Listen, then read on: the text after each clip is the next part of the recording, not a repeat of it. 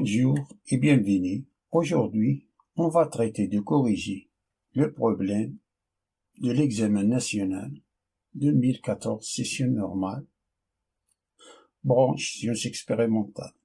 Ce problème est composé de deux parties. Voyons la première partie du problème qui nous dit soit G, la fonction définie sur l'intervalle 0 plus l'infini prévue de 0 par G de x est égal à 1 moins 1 sur x carré plus logarithme népérien de x. Question 1.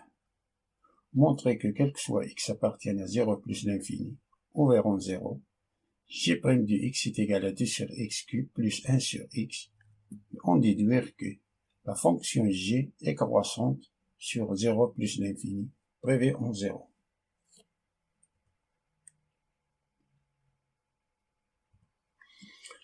On rappelle tout d'abord que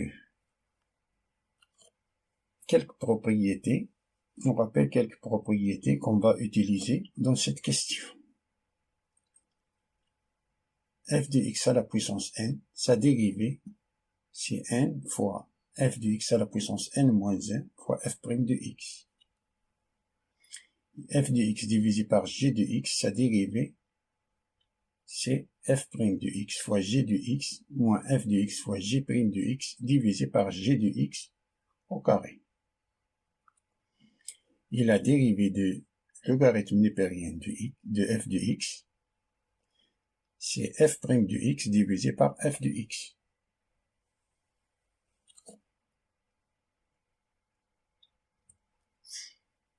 On a g de x est égal à 1 moins 1 sur x carré plus logarithme népérien de x.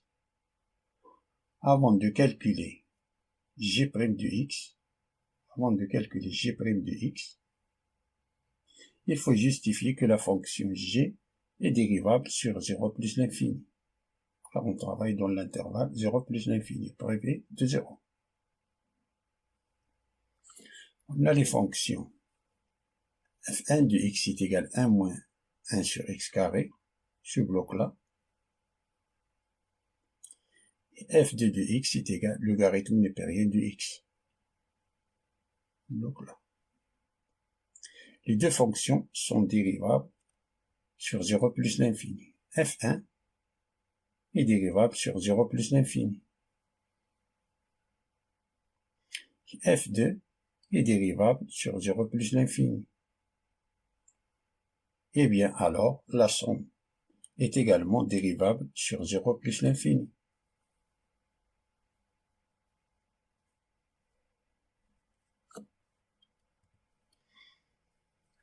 G de x qui est égal à 1 moins 1 sur x carré plus logarithme népérien de x implique que g' de x est égal. La dérivée de ça c'est 0. Moins 1 sur x carré, c'est moins x à la puissance moins 2. Alors la dérivée de moins x à la puissance moins 2, là, sa dérivée, je vais utiliser cette formule, c'est moins facteur de x à la puissance moins 2, sa dérivée qui est égale à moins facteur de la dérivée de x à la puissance moins 2, c'est moins 2 fois x à la puissance moins 2 moins 1, qui est égal moins fois moins, c'est plus. Alors on a 2 fois x à la puissance moins 3. 2x à la puissance moins 3, c'est 2 divisé par x à la puissance 3. C'est ceci. Et la dérivée du logarithme népérien de x, c'est 1 sur x. Je dirais celle-là, cette formule-là.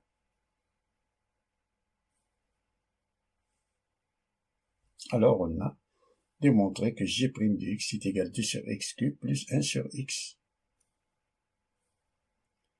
Passons à déduire que la fonction g est croissante sur 0 plus l'infini, ouvert en 0. X appartient à l'intervalle 0 plus l'infini, ça veut dire que x est strictement supérieur à 0. Strictement positif, strictement supérieur à 0. Alors, 1 sur x est strictement supérieur à 0. Et 2 sur x au cube est strictement supérieur à 0. D'où j' du x qui est égal à 2 sur x cube plus 1 sur x cube. Ceux-là et ceux-là sont strictement supérieurs à 0. Alors la somme des deux est strictement supérieure à 0.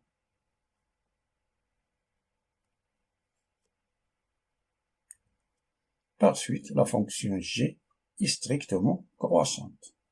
Elle est strictement supérieure à 0.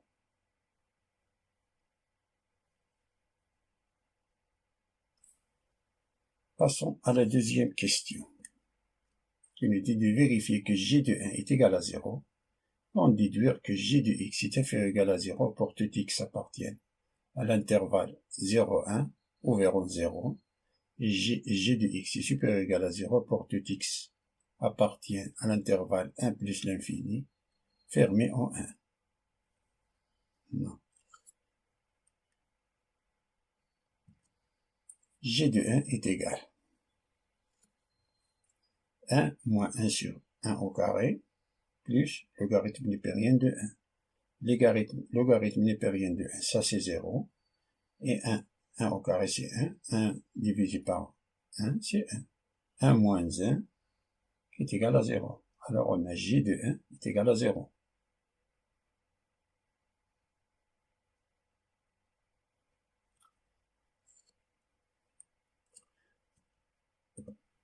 Alors, si x appartient à l'intervalle 0, 1 ouvert en 0, que va dire que x est inférieur ou égal à 1. Ça veut dire, on fait entrer g de x est inférieur ou égal à g de 1.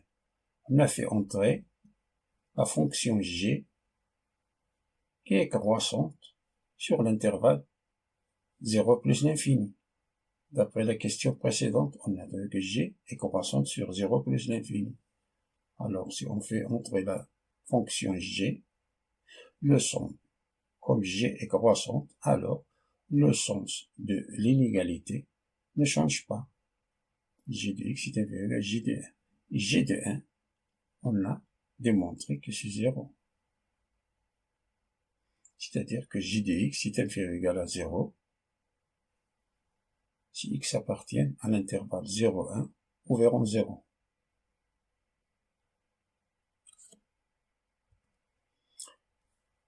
Lorsque x appartient à l'intervalle 1 plus l'infini fermé en 1, que va dire que x est strictement, x est supérieur ou égal à 1. Si on fait entrer la fonction g, ça veut dire que g de x est supérieur ou égal à g de 1. On fait entrer la fonction g qui est croissante, alors le sens de l'inégalité ne change pas, car la fonction g est croissante. G de x est supérieur ou égal à g de 1, et g de 1 c'est 0. C'est-à-dire que g de x est supérieur ou égal à 0. Alors on a démontré que g de x est supérieur ou égal à 0 si x appartient à l'intervalle 1 plus l'infini fermé en 1.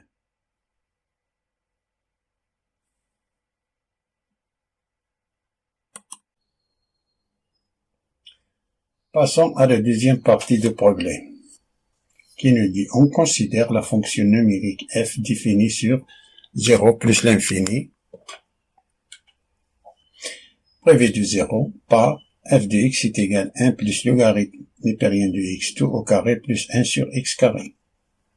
Soit si de f la courbe représentative de f dans un repère orthonormé OIG, unité 1 cm. Question 1. Montrer que limitant 0 plus de f de x est égal à plus l'infini. Interpréter le résultat géométriquement. Alors on a limitant 0 plus de f de x est égal à limitant 0 plus de 1 plus logarithme népérien de x au carré plus 1 sur x carré qui est égal à plus l'infini. Car on a limitant 0 plus de logarithme népérien de x, ça c'est moins l'infini. On a moins l'infini, plus 1, c'est moins l'infini. Et moins l'infini au carré, c'est moins l'infini fois moins l'infini. Moins l'infini fois moins l'infini, c'est plus l'infini. Alors, ce bloc-là, on a plus l'infini. Et limite en 0 plus de 1 sur x carré, c'est 1 sur 0, 0 plus au carré, c'est 0 plus. 1 sur 0 plus, c'est plus l'infini. Alors, on a plus l'infini, c'est plus l'infini. Il nous dit d'interpréter le résultat géométriquement. C'est comme la limite. Donc, x tend vers a du f de x est égal à plus ou moins l'infini, alors x est égal à a, c'est une asymptote verticale. Alors, de ce cas-là, x est égal à 0, c'est une asymptote verticale. À la courbe, c'est de f au voisinage de plus l'infini.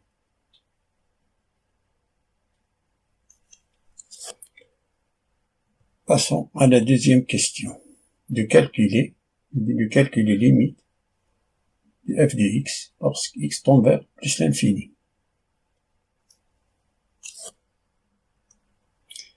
Limite au plus l'infini de 1 plus logarithme népérien de x2 au carré plus 1 sur x carré est égal à plus l'infini, car on a limite au plus l'infini de 1 plus logarithme népérien de x, ça c'est limite au plus l'infini du logarithme népérien de x, c'est plus l'infini. Plus l'infini pour plus 1, c'est plus l'infini. Plus l'infini fois à la puissance 2, c'est plus l'infini fois plus l'infini, c'est plus l'infini. Et limite en plus l'infini de 1 sur x carré, c'est 1 sur plus l'infini. 1 sur plus l'infini, c'est 0.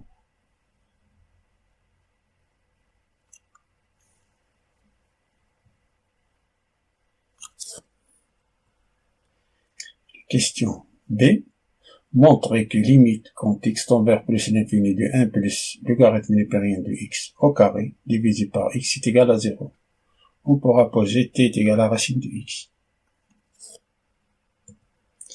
On a soit limite x tend vers plus l'infini de 1 plus logarithme népérien de x tout au carré divisé par x est égal à grand T. On pose t est égal à racine de x, ce qui implique que lorsque x tend vers plus l'infini, on a x tend vers plus l'infini, et la racine de plus l'infini, c'est plus l'infini, alors t tend vers plus l'infini. Ici, on a posé que t est égal à racine de x, ce qui implique que t au carré est égal à x.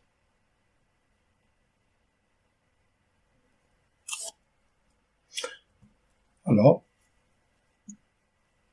l'expression i, on remplace x par t au carré. Alors on a t, on a x tend vers plus l'infini, alors t tend vers plus l'infini. Limite, parce que t tend vers plus l'infini de 1 plus logarithme népérien de x au carré. C'est 1 plus logarithme népérien de x, c'est t au carré. T au carré, tout tend vers, tout au carré. Divisé par x, c'est t au carré. Qui est égal à limite. Lorsque t tend vers plus l'infini de 1 plus, si on a appliqué la formule de logarithme de a à la puissance b, c'est b logarithme de a. C'est égal à 1 plus 2 logarithme népérien de t, tout au carré, divisé par t au carré, qui est égal, lorsque limite t tend vers plus l'infini de 1 plus 2 logarithme népérien de t, divisé par t, tout au carré. On a c'est t au carré divisé par 1 plus 2 logarithme népérien de t, tout au carré. Ce qui veut dire que i est égal à limite, parce que t tend vers plus l'infini, on fait entrer limite de t tend vers plus l'infini de 1 plus 2 logarithme népérien de t divisé par t, tout au carré, qui est égal, c'est 1 sur t, limite, lorsque t tend vers plus l'infini de 1 sur t, plus 2, limite, lorsque t tend vers plus l'infini, de logarithme népérien de t divisé par t, tout au carré. Ça, c'est une limite. Ça, c'est 0. 1 sur plus l'infini. C'est 0. Dans ce bloc-là, 1 divisé par un nombre infiniment grand, 1 divisé par un nombre infiniment grand, eh bien, ceci va tendre vers 0. Ça, c'est 0. Plus 2, limite. T tend vers plus l'infini du logarithme népérien de t divisé par t. Ça, c'est une limite usuelle. Ça, c'est 0. Alors, on a 0 plus 2 fois 0, c'est 0. 0 au carré, c'est 0.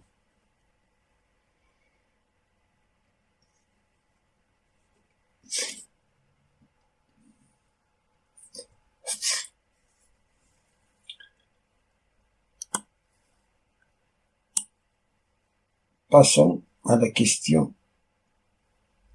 On reste dans la question B.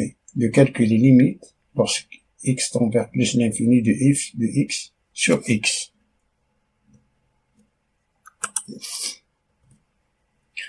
On a limite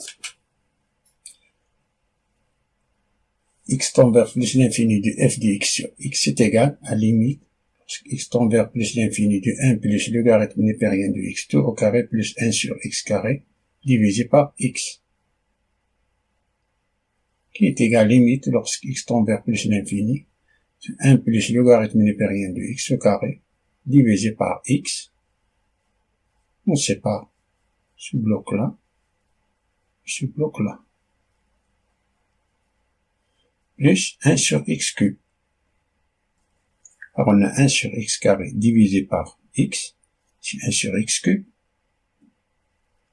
Ça, cette limite-là, c'est 0, d'après la question précédente. Limite quand x tend vers plus l'infini de 1 plus logarithme népérien de x au carré divisé par x est égal à 0. Et limite quand x tend vers plus l'infini de 1 sur x cube, c'est 1 sur plus l'infini, ça c'est 0. Alors 0 plus 0, c'est 0.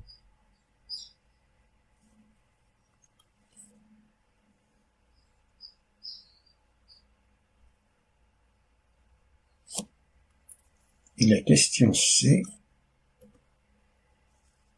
nous dit de déterminer la branche infinie de la courbe ci de f au voisinage de plus l'infini.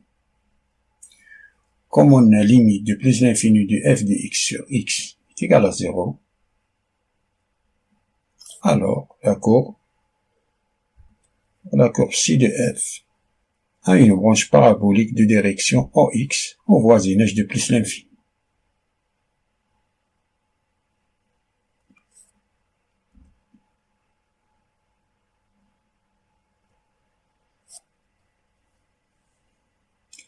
Passons à la question 3a. Montre que f' de x est égal à 2j de x divisé par x, quel que soit x appartient à 0 plus l'infini, puis on déduire que f est décroissante sur 0, 1, brevet de 0, est décroissante sur 1 plus l'infini.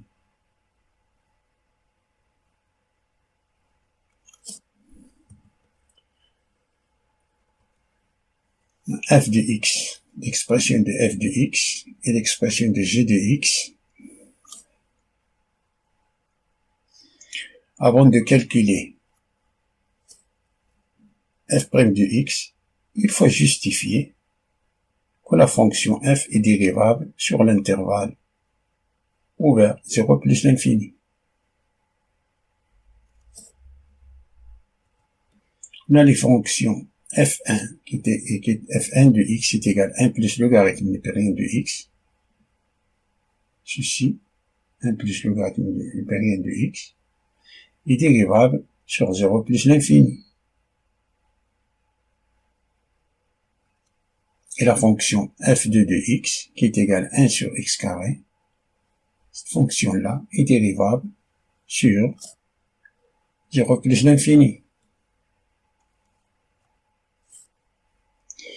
On a la fonction f1 est dérivable sur 0 plus l'infini. Et bien alors le produit de f1 fois f1, c'est-à-dire f1 au carré, est également dérivable sur 0 plus l'infini. D'où la somme. La somme est également dérivable, c'est-à-dire la somme de f1 plus f1 au carré plus f2 est dérivable sur 0 plus l'infini. On rappelle quelques propriétés qu'on va utiliser dans cette question. Voilà. F de x à la puissance n, sa dérivée c'est n, f de x à la puissance n moins 1 fois f' de x. F de x divisé par g de x, sa dérivée c'est f' de x fois g de x moins f de x fois g' de x divisé par g de x au carré. Et la dérivée de logarithme népérien de f de x c'est f' de x divisé par f de x.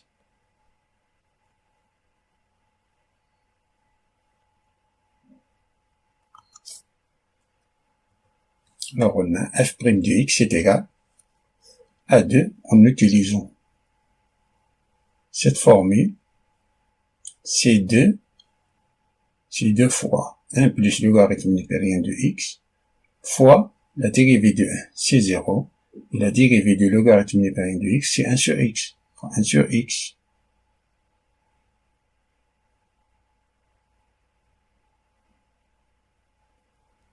Et 1 sur x carré, c'est x à la puissance moins 2.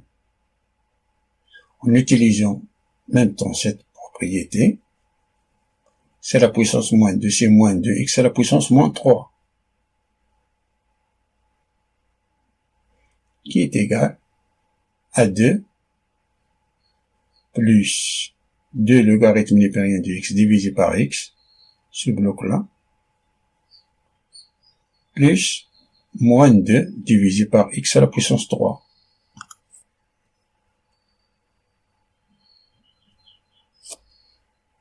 On factorise par 2 divisé par x, on factorise, c'est égal à 1 plus logarithme népérien de x, 1, ça c'est 2 facteurs de 1 plus logarithme népérien de x, à x, ça, moins 1 sur x carré, car on a, c'est moins 2 x cube. Si on multiplie 2 divisé par x fois moins 1 sur x carré, c'est moins 2 sur x cube.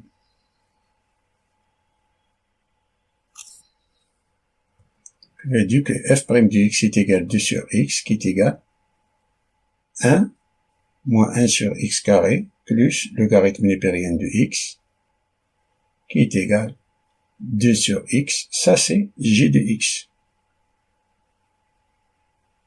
Ça c'est ça, g de x. Alors f' de x est égal à 2g de x divisé par x.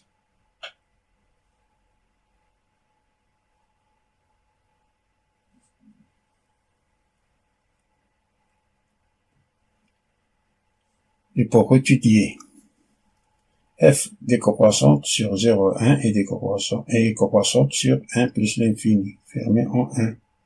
Pour étudier la monotonie de f, c'est-à-dire d'étudier le signe de f. C'est-à-dire d'étudier le signe de f', de f'.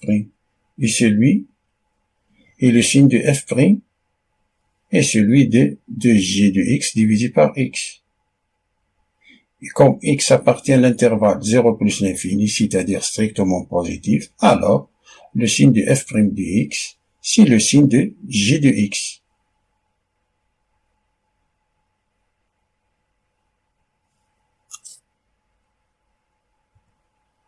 D'après la première partie, question 2, on a x appartient à 0, 1, ouvert en 0, ça veut dire que g de x est inférieur ou égal à 0.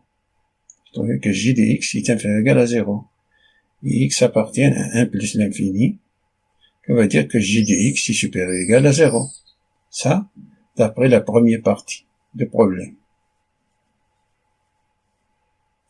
Trouver que x appartient à l'intervalle privé de 0, 0, 1, j de x est inférieur ou égal à 0, x appartient à l'intervalle fermé en 1 plus l'infini, j de x est supérieur ou égal à 0. Alors, quel que soit x appartienne à l'intervalle 0, 1 privé de 0, f' de x qui est égal à 2j de x sur x est inférieur ou égal à 0. Ce qui implique que f est décroissante. Et, quel que soit x appartienne à 1 plus l'infini, on a j de x supérieur ou égal à 0. Alors, f' de x qui est égal à 2j de x sur x est supérieur ou égal à 0, ce qui implique que f est croissante.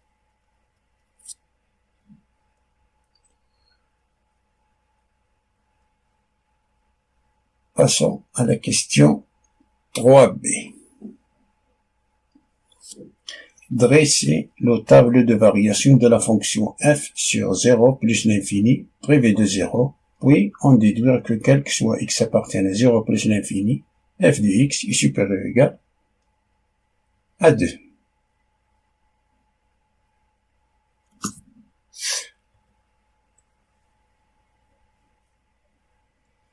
On a limite. On a la fonction f' de x. Tout d'abord, on a l'intervalle 0 plus l'infini. Et f' de x est inférieur à 0 dans l'intervalle 0, 1. Décoration 0, 1. Et dans l'intervalle 1 plus l'infini, f' de x est positif. Alors on a la f de x est décroissante et croissante. f de 1, si on calcule f de 1, on nous donne 1 plus logarithme népérien de 1 au carré plus 1 sur 1 au carré qui est égal à 2. Il limite en 0 plus c plus l'infini, il limite de plus l'infini de f de x plus l'infini. Alors, on observe dans le tableau de variation qu'on a le point 1, 2, ça c'est le minimum absolu. Ça c'est le minimum absolu. Point 1, 2. Point 1, 2 c'est le minimum absolu. Et on observe autre chose qu'on a f' de 1 est égal à 0. C'est-à-dire qu'on a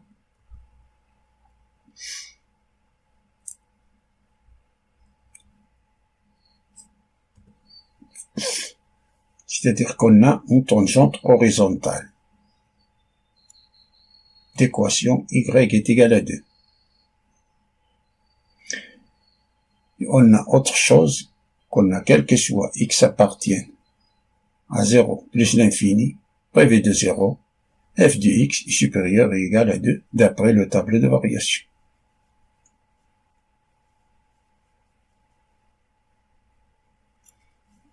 L'équation de la tangente, x est égal à a, est de la forme i est moins f de a est égal à f' de a, facteur de x moins 1. Alors si on calcule l'équation de la tangente, en point 1, en x est égal à 1, f' de 1 est égal à 0, alors au point 1, on a une tangente horizontale, i est égal à 2, car on a f' de 1, ça c'est 0, 0 fois x moins 1, ça c'est 0, f de 1 c'est 2, alors y est égal à 2. C'est pour cela qu'on a tangente horizontale d'équation y est égal à 2. On a, ça c'est un minimum absolu, c'est-à-dire que f de x est supérieur ou égal à 2. Alors on a répondu à la question B.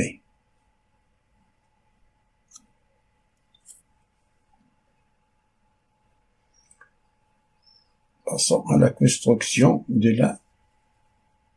la graphique.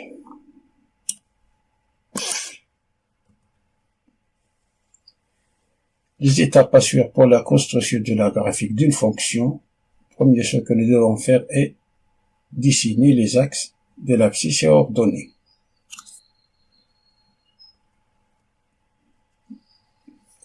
l'axe des abscisses, l'axe des ordonnées.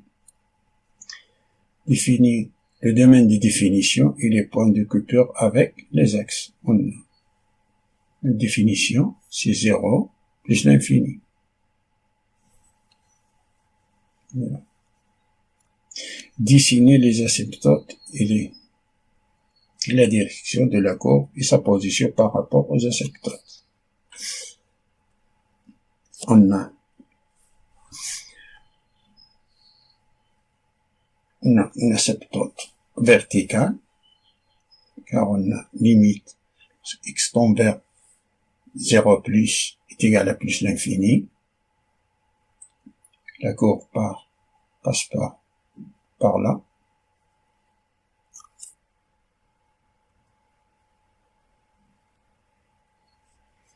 C'est une asymptote verticale au voisinage de plus l'infini. On a une branche parabolique de direction OX, au voisinage de plus l'infini. Peut être par là ou par là, qui passe par là. Ça, c'est une branche parabolique. Ça, c'est une asymptote. Il s'approche à l'axe des ordonnées. X est égal à 0. Asymptote verticale.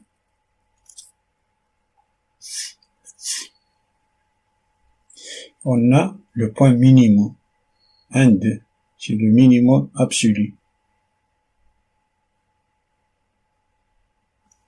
En même temps, le point 1, 2, on a tangente horizontale. Y est égal à 2. On a une tangente horizontale. Depuis, on trace les intervalles décroissantes et croissantes. On a, dans l'intervalle 0, 1, la courbe est décroissante. C'est-à-dire qu'il passe par là. Jusqu'ici, il est décroissante. Depuis, il est croissante. C'est-à-dire qu'il prend ce chemin-là. Comme ça.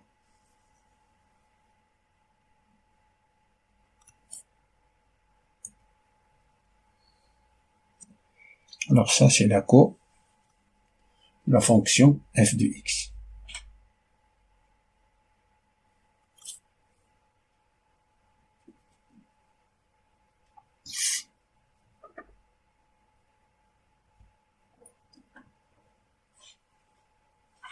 Passons à la question 5a, qui nous dit de, on considère les deux intégrales suivantes. I est égal à l'intégrale de 1 plus logarithme newtonien de x d de x sur le segment 1e, et g est égal à l'intégrale de 1 plus logarithme newtonien de x au carré d de x sur le segment 1e. Question A.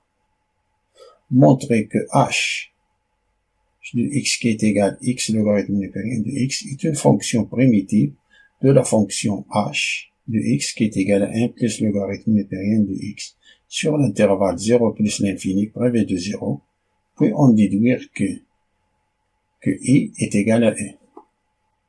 Quand i est égal à 1.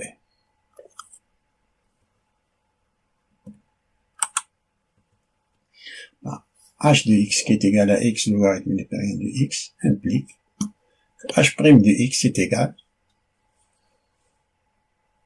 on dérive le premier, la dérivée de x c'est 1 fois logarithme newtonien de x c'est logarithme newtonien de x, plus la dérivée x fois la dérivée du logarithme newtonien de x, x fois 1 sur x, qui est égal x fois 1 sur x, c'est 1, car on a x appartient à l'intervalle 0 plus l'infini, prélevé de 0, car x est différent de 0.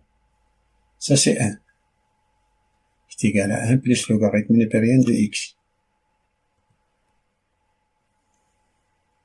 On a l'intégrale de i est égale pardon, I est égal à l'intégrale de 1 plus logarithme népérien de x d dx, le segment 1e, qui est égal entre crochets de x logarithme népérien de x de 1e.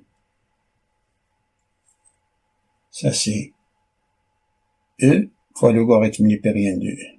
Logarithme népérien de e, c'est 1. 1 fois e, c'est e. Moins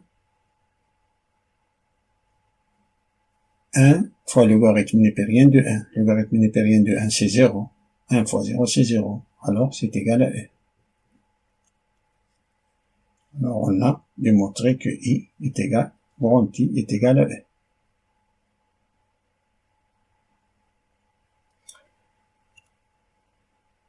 Question B nous demande de montrer à l'aide d'une intégration par partie que g est égal à 2e moins 2e moins 1.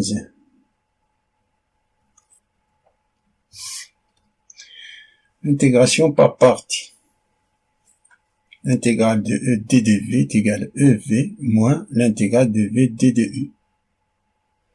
Il est pratique d'utiliser la méthode d'intégration par partie lorsque nous avons devant en intégrale une fonction d'arc seulement, c'est-à-dire la fonction inverse, ou bien un logarithme seulement, ou un produit de deux fonctions appartenant à deux parmi ces 5 types de fonctions. Fonction inverse, c'est l'arc sine, l'arc cosinus, l'arc tangente, l'arc octotangente. On a les fonctions logarithmiques, on a les fonctions algébriques, fonctions trigonométriques et les fonctions exponentielles. C'est avec t, exponentielle, avec t, pardon, avec t. Exponentielle. J'utilise le mot ilaté. C'est le mot magique. Ilaté. On a fonction inverse, logarithmique, algébrique, trigonométrique, exponentielle.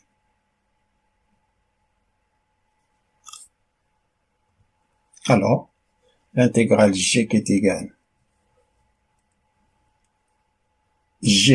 à l'intégrale de 1e, 1 plus logarithme népérien de x au carré de dx est égal à l'intégrale de 1 de e,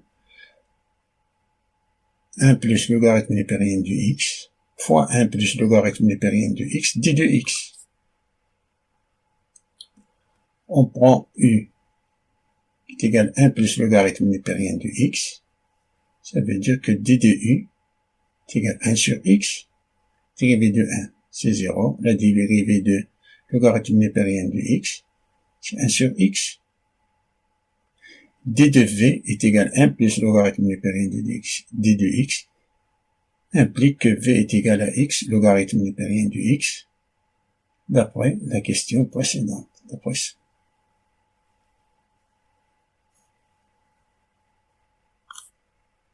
Ça veut dire que g est égal ça fois ça, entre crochets, ça fois ça, e fois v, ici entre crochets. J'ai oublié ici entre crochets. C'est 1 plus logarithme népérien de x fois x, logarithme népérien de x, 1 e, moins logarithme népérien de 1e, le logarithme népérien de x, d de x qu'on a. Ça fois ça, c'est 1 sur x fois x, logarithme népérien de x. 1 sur x fois x, c'est 1. Alors, il nous reste logarithme népérien de x, d de x, qui est égal. Ça, c'est, on remplace x par e, 1 plus logarithme népérien de e. Logarithme népérien de e, c'est 1. 1 plus 1, c'est 2. 2 fois e, c'est 2e. Fois logarithme népérien de e, c'est 1. C'est 2e. Moins 1 plus logarithme népérien de 1, c'est 1. ça c'est 0, 1, ça c'est 1, 1 fois 1 c'est 1, logarithme népérien de 1 c'est 0, 0 fois 1 c'est 0. Alors il nous reste 2e. Moins l'intégrale du logarithme népérien de x d de x de 1, on intègre pour une deuxième fois, on a ici 1 fois logarithme népérien de x d de x. 1 fois logarithme népérien de x d de x.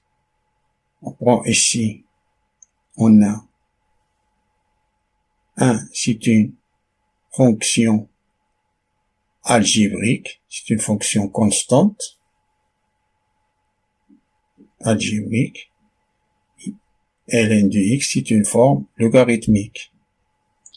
Alors, le qui apparaît avant, c'est logarithme. Alors, u est égal à logarithme népérien de x, ce qui implique que d de e est égal à 1 sur x d de x. d de v est égal à 1 sur 1 fois d de x, ce qui implique que v, c'est, on intègre ici, c'est v est égal à x. Alors on a g est égal 2e moins 1 qui est égal à 2e moins entre crochets de ça fois ça, x logarithme népérien de x, 1e, moins avec ce moins là, c'est plus l'intégrale de 1e de 1, ça fois ça c'est 1, 1 sur x fois x c'est 1, 1 d de x qui est égal, ça c'est 2e, moins, on a e fois logarithme népérien de e, logarithme népérien de e c'est 1, c'est 2e, moins e c'est e, moins c'est plus 1 fois logarithme népérien de 1 c'est 0, alors il nous reste e. 2e moins e, c'est e, plus ça, c'est entre crochets de x, la dérivée de 1 c'est x. Pardon, l'intégrale de 1 c'est x. Entre crochets de 1e, on remplace x par e, c'est e plus e, moins 1, c'est-à-dire qu'on a 2e moins 1.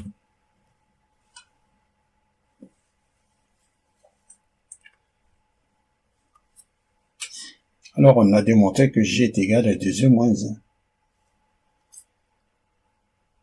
Passons à la question C. Calculer en centimètres carrés l'aire de demain, plan délimité par la courbe ci de f, l'axe des abscisses et les droites, x est égal à 1 et x est égal à e. D'après la courbe, les axes des abscisses est au-dessus de ci de f. Alors, l'aire de demain, plan délimité par la courbe ci de f, l'axe des abscisses a pour équation l'axe des abscisses a pour équation y est égal à 0. Et les droites d'équation x1 et xe et a est égal à l'intégrale de 1e, valeur absolue de f de x moins y. On a la courbe, l'axe des abscisses au-dessus de ci de f. Alors l'intégrale de 1e est égale 1 plus logarithme népérien de x au carré plus 1 sur x carré, qui est égal à l'intégrale de 1e de 1 plus logarithme népérien de x au carré d de x plus l'intégrale de 1e de 1 sur x carré d de x. Ça, qu'on a calculé précédemment, c'est 2e moins 1 plus, ça c'est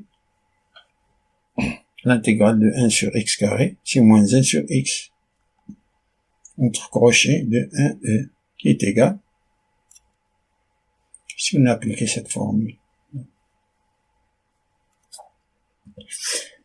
qui est égal à 2e moins 1, moins 1 sur e,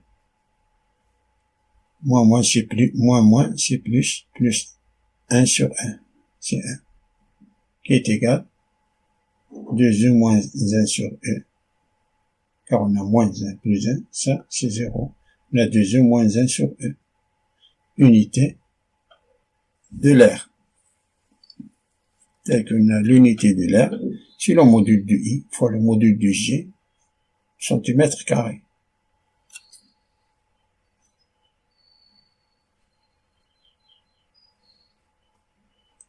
Fin de la résolution de cet exercice. Merci pour voir cette vidéo et à bientôt.